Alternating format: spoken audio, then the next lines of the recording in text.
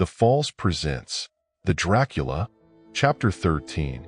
Dr. Seward's diary continue.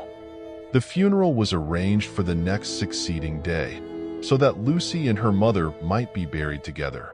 I attended to all the ghastly formalities, and the urbane undertaker proved that his staff was afflicted or blessed with something of his own obsequious suavity.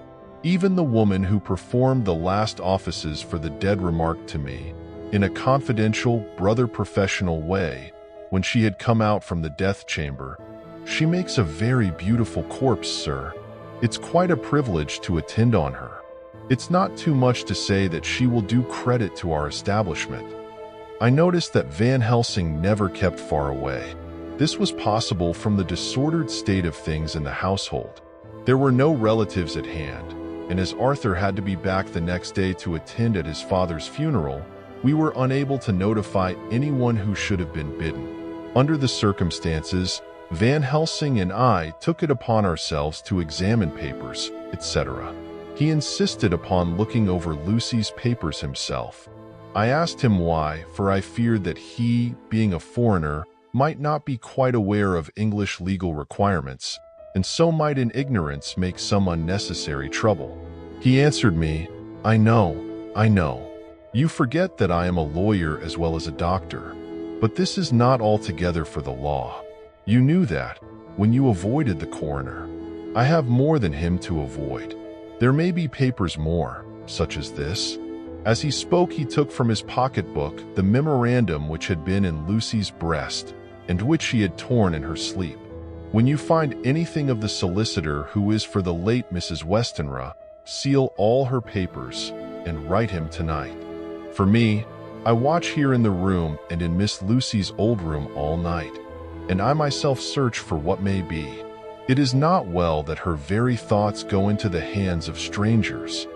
I went on with my part of the work, and in another half hour had found the name and address of Mrs. Westenra's solicitor and had written to him.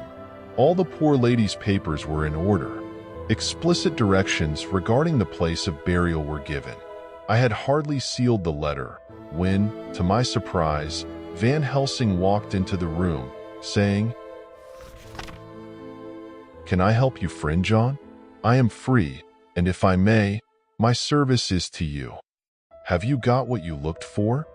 I asked, to which he replied, "I did not look for any specific thing.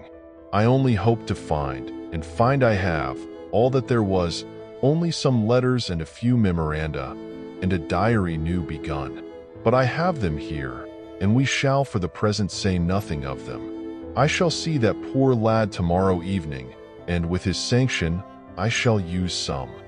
When we had finished the work in hand, he said to me, "And now, friend John, I think we made a bed. We want sleep, both you and I, and rest to recuperate. Tomorrow we shall have much to do, but for the tonight there is no need of us." Alas! Before turning in, we went to look at poor Lucy. The undertaker had certainly done his work well, for the room was turned into a small chapelle ardente. There was a wilderness of beautiful white flowers, and death was made as little repulsive as might be. The end of the winding sheet was laid over the face. When the professor bent over and turned it gently back, we both started at the beauty before us, the tall wax candles showing a sufficient light to note it well. All Lucy's loveliness had come back to her in death, and the hours that had passed, instead of leaving traces of decay's effacing fingers, had but restored the beauty of life, till positively I could not believe my eyes that I was looking at a corpse. The professor looked sternly grave. He had not loved her as I had, and there was no need for tears in his eyes. He said to me, "Remain till I return," and left the room. He came back with a handful of wild garlic from the box waiting in the hall, but which had not been opened, and placed the flowers amongst the others on and around the bed. Then he took from his neck, inside his collar, a little gold crucifix and placed it over the mouth. He restored the sheet to its place, and we came away. I was undressing in my own room, when, with a premonitory tap at the door, he entered, and at once began to speak. Tomorrow I want you to bring me, before night, a set of post-mortem knives. Must we make an autopsy? I asked. Yes and no. I want to operate, but not what you think. Let me tell you now, but not a word to another. I want to cut off her head and take out her heart. Ah, you a surgeon, and so shocked. You, whom I have seen with no tremble of hand or heart, do operations of life and death that make the rest shudder. Oh, but I must not forget, my dear friend John, that you loved her, and I have not forgotten it, for his eye that shall operate, and you must not help. I would like to do it tonight, but for Arthur I must not. He will be free after his father's funeral tomorrow, and he will want to see her, to see it. Then, when she is coffined ready for the next day, you and I shall come when all sleep. We shall unscrew the coffin lid, and shall do our operation, and then replace all, so that none know, save we alone. But why do it at all? The girl is dead. Why mutilate her poor body without need? And if there is no necessity for a post-mortem and nothing to gain by it, no good to her, to us, to science, to human knowledge, why do it? Without such it is monstrous. For answer he put his hand on my shoulder and said, with infinite tenderness, Friend John, I pity your poor bleeding heart, and I love you the more because it does so bleed. If I could, I would take on myself the burden that you do bear. But there are things that you know not, but that you shall know, and bless me for knowing, though they are not pleasant things. John, my child, you have been my friend now many years, and yet did you ever know me? To do any without good cause? I may err. I am but man, but I believe in all I do. Was it not for these causes that you sinned for me when the great trouble came? Yes. Were you not amazed, nay horrified, when I would not let Arthur kiss his love, though she was dying, and snatched him away by all my strength? Yes. And yet you saw how she thanked me, with her so beautiful dying eyes, her voice, too, so weak, and she kissed my rough old hand and blessed me? Yes. And did you not hear me swear promise to her, that so she closed her eyes grateful? Yes. Well, I have good reason now for all I want to do. You have for many years trust me. You have believed me weeks past, when there be things so strange that you might have well doubt. Believe me yet a little, friend John. If you trust me not, then I must tell what I think, and that is not perhaps well. And if I work, as work I shall, no matter trust or no trust, without my friend trust in me, I work with heavy heart and feel so lonely when I want all help and courage that may be. He paused a moment and went on solemnly, Friend John, there are strange and terrible days before us. Let us not be two, but one, that so we work to a good end. Will you not have faith in me? I took his hand and promised him. I held my door open as he went away and watched him go to his room and close the door. As I stood without moving, I saw one of the maids pass silently along the passage. She had her back to me, so did not see me, and go into the room where Lucy lay. The sight touched me. Devotion is so rare, and we are so grateful to those who show it unasked to those we love. Here was a poor girl putting aside the terrors which she naturally had of death to go watch alone by the bier of the mistress whom she loved, so that the poor clay might not be lonely till laid to eternal rest. I must have slept long and soundly, for it was broad daylight when Van Helsing waked me by coming into my room. He came over to my bedside and said, You need not trouble about the knives. We shall not do it. Why not? I asked, for his solemnity of the night before had greatly impressed me. Because, he said sternly, it is too late, or too early. See, here he held up the little golden crucifix. This was stolen in the night. How stolen? I asked in wonder, since you have it now.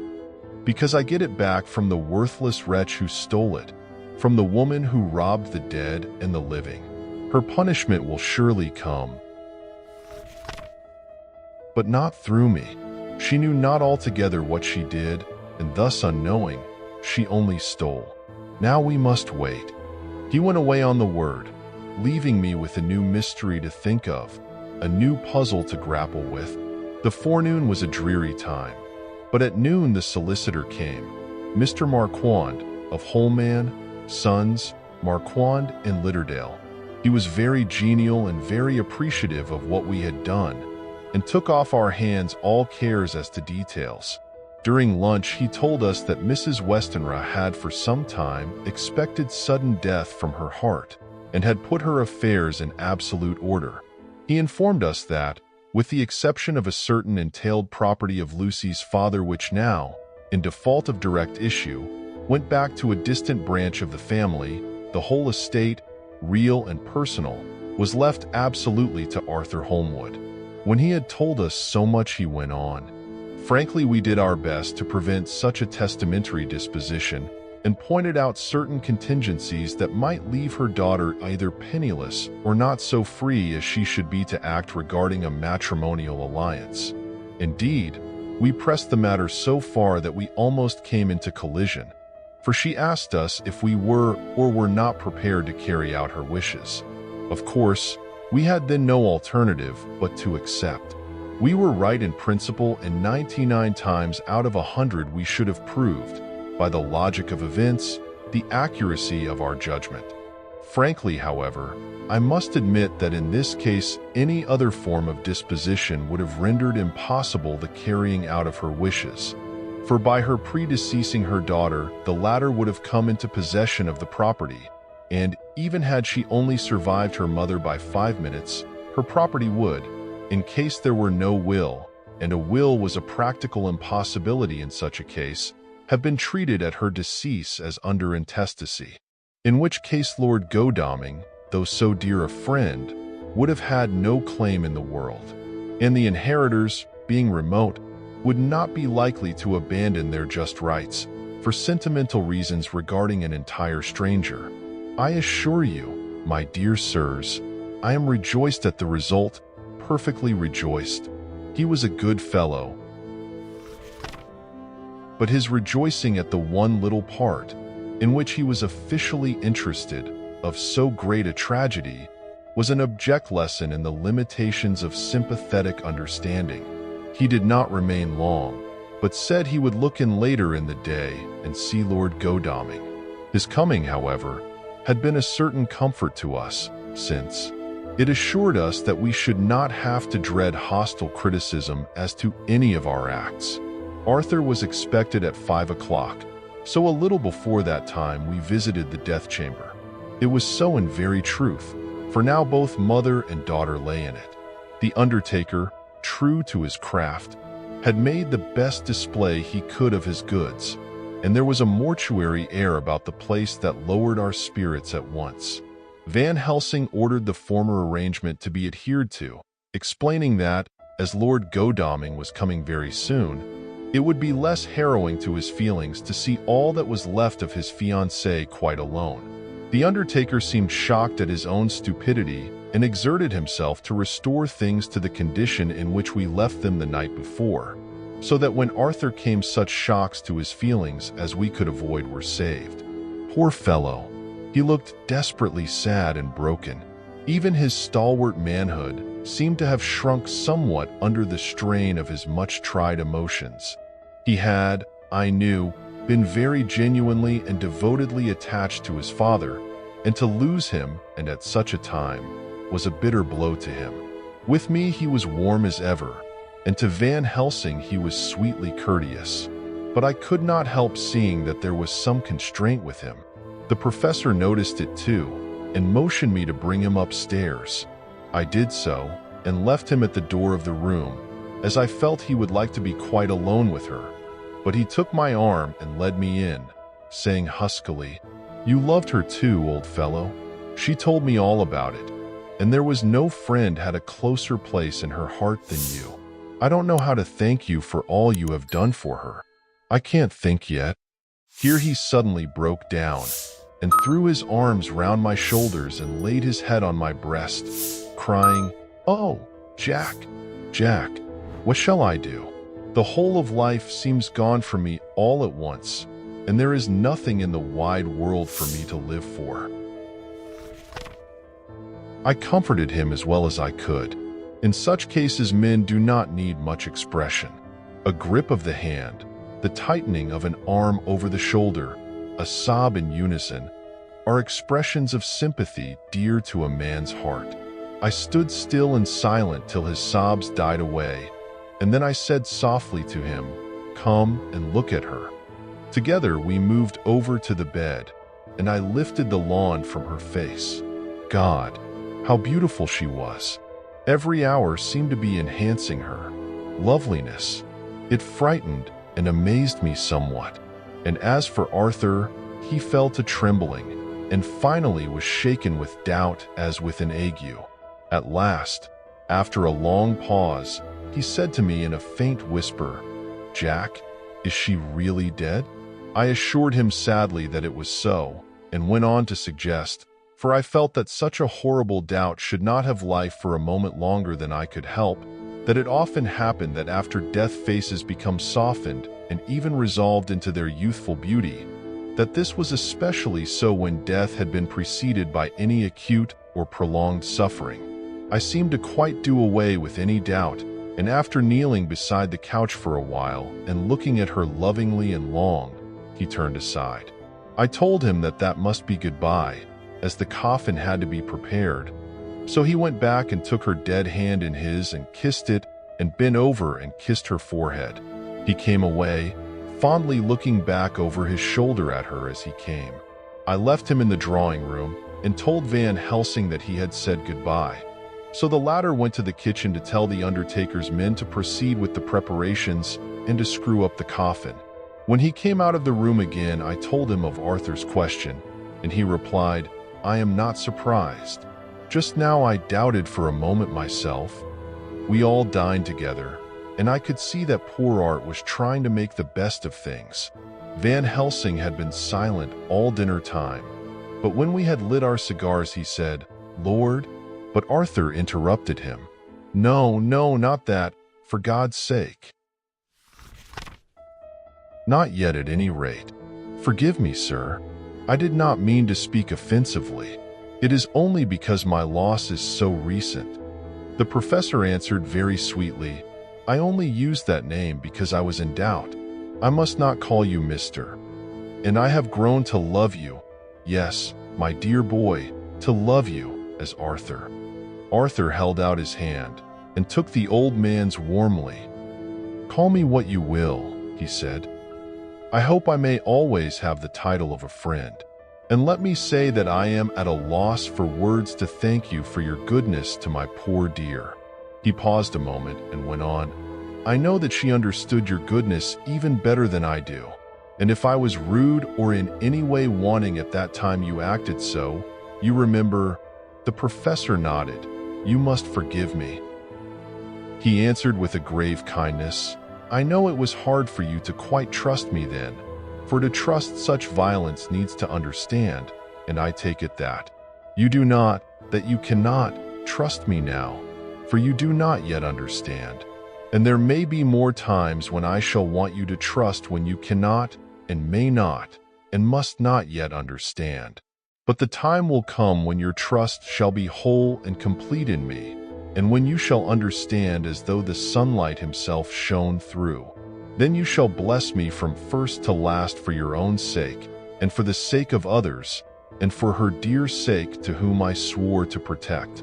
"And indeed, sir," said Arthur warmly, "I shall in all ways trust you. I know and believe you have a very noble heart, and you are Jack's friend, and you were hers. You shall do what you like." The professor cleared his throat a couple of times, as though about to speak, and finally said, "May I ask you something now?" "Certainly. You know that Mrs. Westenra left you all her property?" "No, poor dear. I never thought of it. And as it is all yours, you have a right to deal with it as you will. I want you to give me permission to read all Miss Lucy's papers and letters. Believe me, it is no idle curiosity. I have a motive of which, be sure, she would have approved. I have them all here. I took them before we knew that all was yours, so that no strange hand might touch them, no strange eye look through words into her soul. I shall keep them if I may. Even you may not see them yet, but I shall keep them safe. No word shall be lost, and in the good time I shall give them back to you. It is a hard thing that I ask, but you will do it, will you not, for Lucy's sake? Arthur spoke out heartily, like his old self. Dr. Van Helsing, you may do what you will. I feel that in saying this I am doing what my dear one would have approved. I shall not trouble you with questions till the time comes. The old professor stood up as he said solemnly, and you are right. There will be pain for us all, but it will not be all pain, nor will this pain be the last. We and you too, you most of all, dear boy, will have to pass through the bitter water before we reach the sweet. But we must be brave of heart and unselfish, and do our duty, and all will be well. I slept on a sofa in Arthur's room that night. Van Helsing did not go to bed at all. He went to and fro, as if patrolling the house, and was never out of sight of the room where Lucy lay in her coffin, strewn with the wild garlic flowers, which sent through the odor of lily and rose a heavy, overpowering smell into the night. Mina Harker's journal, 22 September. In the train to Exeter, Jonathan sleeping. It seems only yesterday that the last entry was made, and yet how much between then, in Whitby and all the world before me, Jonathan away and no news of him, and now, married to Jonathan, Jonathan a solicitor, a partner, rich, master of his business, Mr. Hawkins dead and buried, and Jonathan with another attack that may harm him. Someday he may ask me about it. Down it all goes. I am rusty in my shorthand. See what unexpected prosperity does for us. So it may be as well to freshen it up again with an exercise anyhow. The service was very simple and very solemn. There were only ourselves and the servants there, one or two old friends of his from Exeter, his London agent, and a gentleman representing Sir John Paxton, the president of the Incorporated Law Society. Jonathan and I stood hand in hand, and we felt that our best and dearest friend was gone from us. We came back to town quietly, taking a bus to Hyde Park Corner. Jonathan thought it would interest me to go into the Row for a while, so we sat down. But there were very few people there, and it was sad-looking and desolate to see so many empty chairs. It made us think of the empty chair at home. So we got up and walked down Piccadilly. Jonathan was holding me by the arm, the way he used to in the old days before I went to school. I felt it very improper, for you can't go on for some years teaching etiquette and decorum to other girls without the pedantry of it biting into yourself a bit. But it was Jonathan, and he was my husband, and we didn't know anybody who saw us, and we didn't care if they did, so on we walked.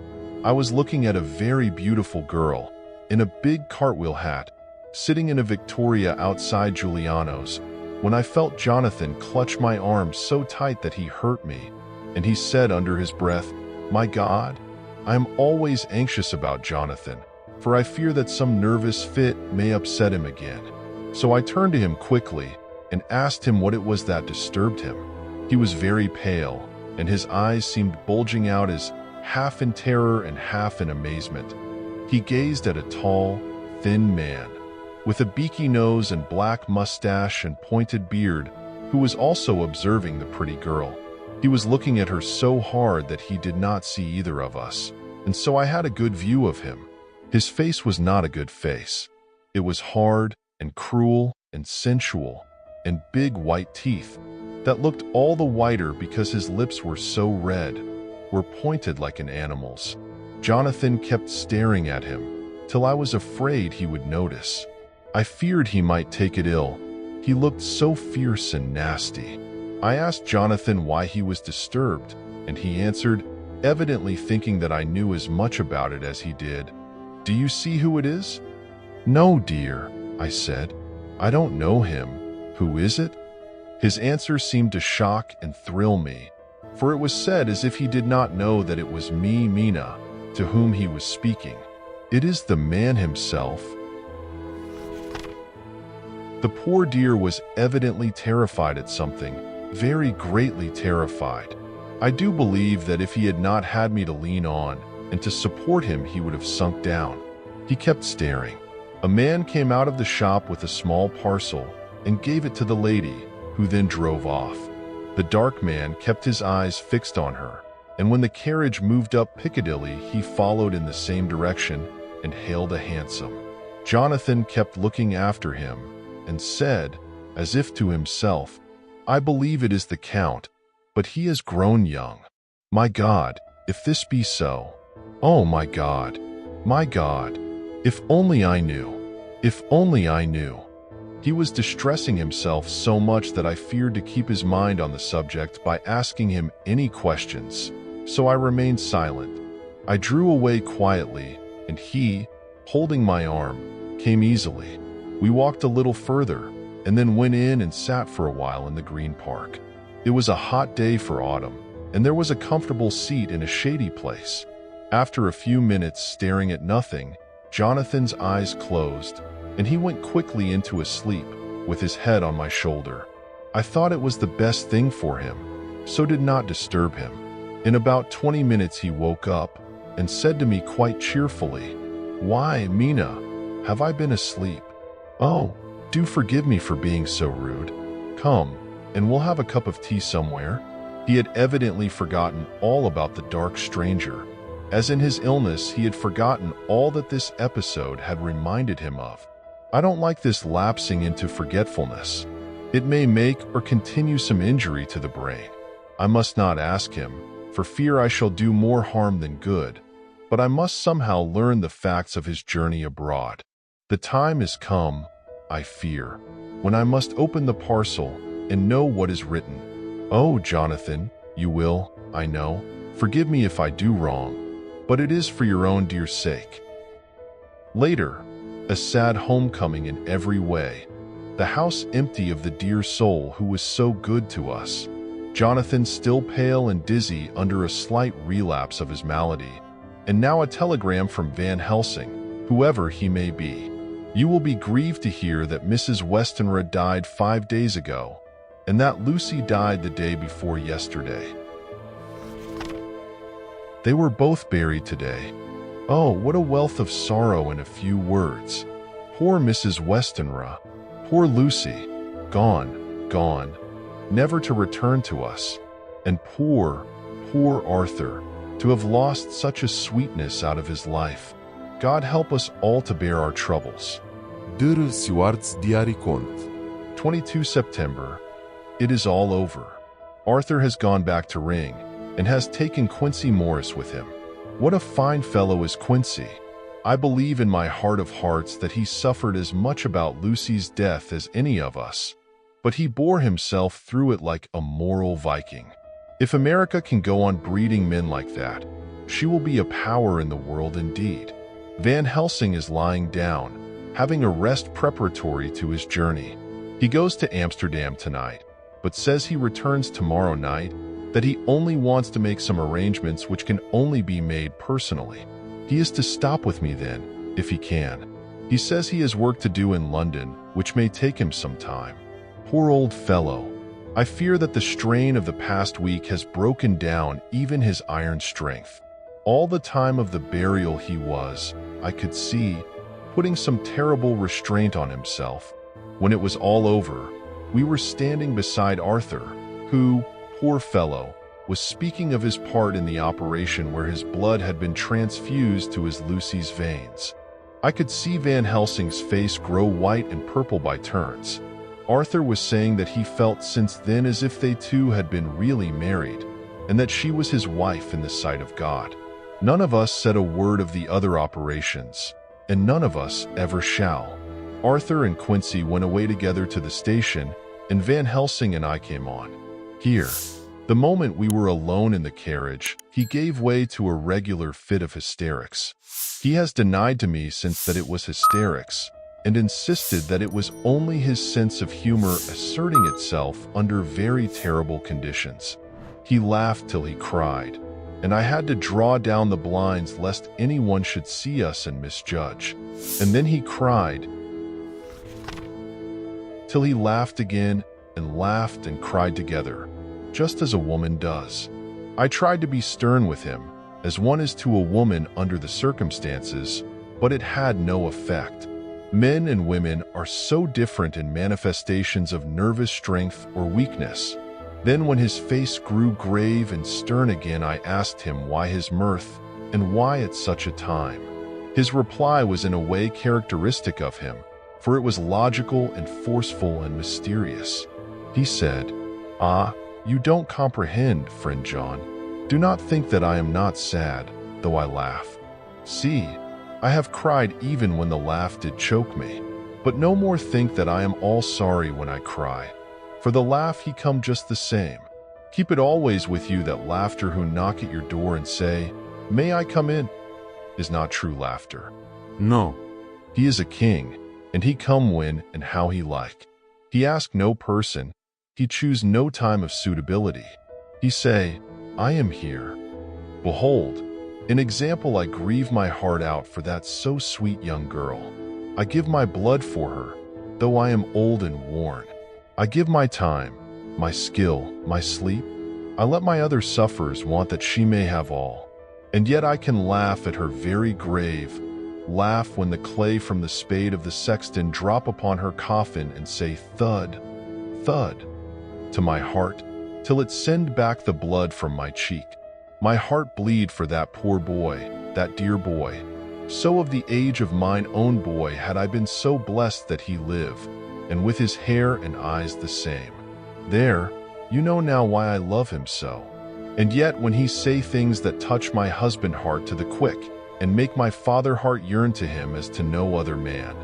Not even you, friend John, for we are more level in experiences than father and son. Yet even at such a moment king laugh, he come to me and shout and bellow in my ear, 'Here I am, here I am,' till the blood come dance back and bring some of the sunshine that he carry with him to my cheek. Oh, friend John, it is a strange world, a sad world, a world full of miseries and woes and troubles. And yet when king laugh come, he make them all dance to the tune he play. Bleeding hearts and dry bones of the churchyard, and tears that burn as they fall, all dance together to the music that he make with that smileless mouth of him. And believe me, friend John, that he is good to come and kind. Ah, we men and women are like ropes drawn tight with strain that pull us different ways.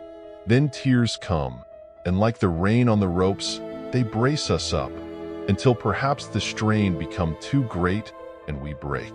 But king laugh, he come like the sunshine, and he ease off the strain again, and we bear to go on with our labor, what it may be. I did not like to wound him by pretending not to see his idea, but as I did not yet understand the cause of his laughter, I asked him. As he answered me, his face grew stern, and he said in quite a different tone, "Oh, it was the grim irony of it all. This so lovely lady garlanded with flowers, that looked so fair as life, till one by one we wondered if she were truly dead. She laid in that so fine marble house in that lonely churchyard, where rest so many of her kin, laid there with the mother who loved her, and whom she loved, and that sacred bell going toll, toll, toll, so sad and slow, and those holy men, with the white garments of the angel, pretending to read books, and yet all the time their eyes never on the page, and all of us with the bowed head. And all for what? She is dead. So, is it not? Well, for the life of me, Professor, I said, I can't see anything to laugh at in all that. Why, your expression makes it a harder puzzle than before. But even if the burial service was comic, what about poor Art and his trouble? Why, his heart was simply breaking. Just so. Said he not that the transfusion of his blood to her veins had made her truly his bride? Yes, and it was a sweet and comforting idea for him. Quite so. But there was a difficulty, friend John. If so that, then what about the others? Oh, oh. Then this so sweet maid is a polyandrist, and me, with my poor wife dead to me, but alive by church's law, though no wits, all gone, even I, who am faithful husband to this now no wife, am bigamist. I don't see where the joke comes in there either, I said, and I did not feel particularly pleased with him for saying such things. He laid his hand on my arm and said, "Friend John, forgive me if I pain. I showed not my feeling to others when it would wound, but only to you, my old friend, whom I can trust. If you could have looked into my heart then when I want to laugh, if you could have done so when the laugh arrived, if you could do so now, when King Laugh have pack up his crown and all that is to him. For he go far, far away from me, and for a long, long time, maybe you would perhaps pity me the most of all." I was touched by the tenderness of his tone and asked why. "Because I know. And now we are all scattered, and for many a long day loneliness will sit over our roofs with brooding wings. Lucy lies in the tomb of her kin, a lordly death house in a lonely churchyard, away from teeming London, where the air is fresh and the sun rises over Hampstead Hill, and where wild flowers grow of their own accord. So I can finish this diary, and God only knows if I shall ever begin another. If I do, or if I even open this again, it will be to deal with different people and different themes, for here at the end, where the romance of my life is told, ere I go back to take up the thread of my life work, I say sadly and without hope, Finis. The Westminster Gazette, September 25th. A Hampstead Mystery. The neighborhood of Hampstead is just at present exercised with a series of events which seem to run on lines parallel to those of what was known to the writers of headlines as the Kensington Horror, or the Stabbing Woman, or the Woman in Black. During the past 2 or 3 days, several cases have occurred of young children straying from home or neglecting to return from their playing on the heath. In all these cases, the children were too young to give any properly intelligible account of themselves, but the consensus of their excuses is that they had been with a bloofer lady. It has always been late in the evening when they have been missed, and on 2 occasions the children have not been found until early in the following morning. It is generally supposed in the neighborhood that, as the first child missed gave as his reason for being away that a bloofer lady had asked him to come for a walk, the others had picked up the phrase and used it as occasion served. This is the more natural, as the favorite game of the little ones at present is luring each other away by whiles. A correspondent writes us that to see some of the tiny tots pretending to be the bloofer lady is supremely funny. Some of our caricaturists might, he says, take a lesson in the irony of grotesque by comparing the reality and the picture. It is only in accordance with general principles of human nature that the bloofer lady should be the popular role at these al fresco performances. Our correspondent naively says that even Ellen Terry could not be so winningly attractive as some of these grubby-faced little children pretend and even imagine themselves to be. There is, however, possibly a serious side to the question, for some of the children, indeed all who have been missed at night, have been slightly torn or wounded in the throat. The wounds seem such as might be made by a rat or a small dog, and although of not much importance individually, would tend to show that whatever animal inflicts them has a system or method of its own. The police of the division have been instructed to keep a sharp lookout for straying children, especially when very young, in and around Hampstead Heath, and for any stray dog which may be about. The Westminster Gazette, September 25th. Extra Special. The Hampstead Horror. Another child injured the bloofer lady. We have just received intelligence that another child, missed last night, was only discovered late in the morning under a furze bush at the Shooter's Hill side of Hampstead Heath, which is perhaps less frequented than the other parts. It has the same tiny wound in the throat as has been noticed in other cases. It was terribly weak and looked quite emaciated. It too, when partially restored, had the common story to tell of being lured away by the bloofer lady. Please like, comment, share, subscribe to our channel for more. Thank you.